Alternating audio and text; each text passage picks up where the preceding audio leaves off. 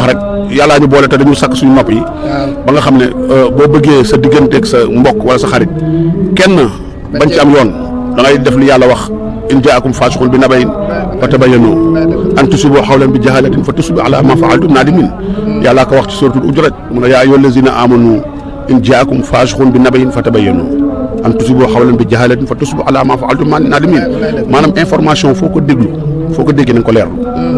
soo ko dul def ci erreur da ngay dëkk waaye léegi Sénégal da ngay dégg téem na dama na loo gis tey loo gis léegi nit wax ko mu mel ni yaa ko fekkee li ngay njëkk a def mooy publier ko mel ni yaa ko fekkee dañuy leer lu di gëstu surtout tamit yéen ñi nga xam ne yàlla da nattu yéen ñi ngeen xam ne yàlla daf leen nattoo parce que liggéey bii ngeen di liggéey barke Cheikhou Tidiane jaamu yàlla da ci nekk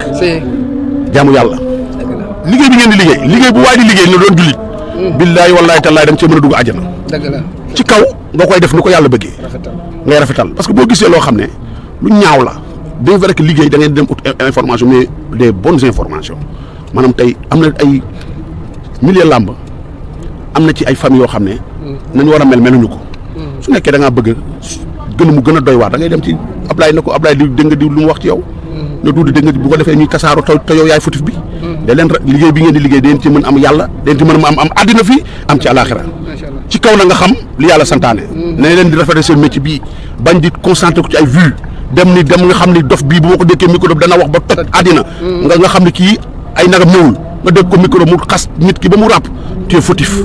parce que xam ngeen da leen dégg seen micro ñi ngi ko war a dégg lamb bari na mais ñu war a wax dëgg waxuñu ngeen war a dégg journaliste yéen ñii sawaroo leen di dem ci wax ci nit koo xam ne il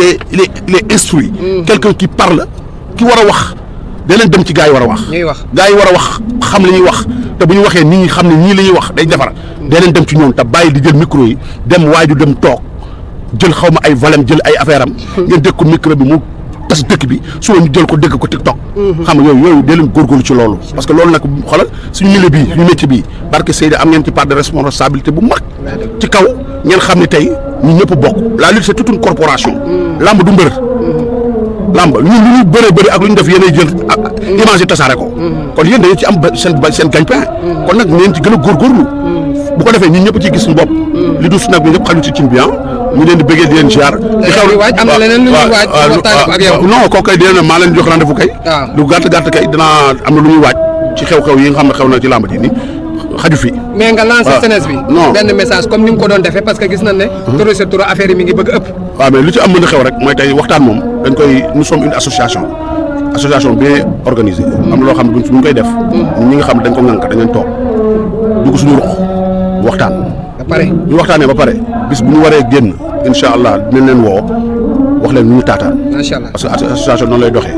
mbaa nga je suis le xam nga mën nañu jiital mais lépp loo xam dama koy def dama ko bëgg a yëgoo samay nawle samay xarit su may am jàmm. pour njumte du am waaw pour njumte du am. incha allah di jaar ñëpp ah. jërëjëf daañu jëf waay yàlla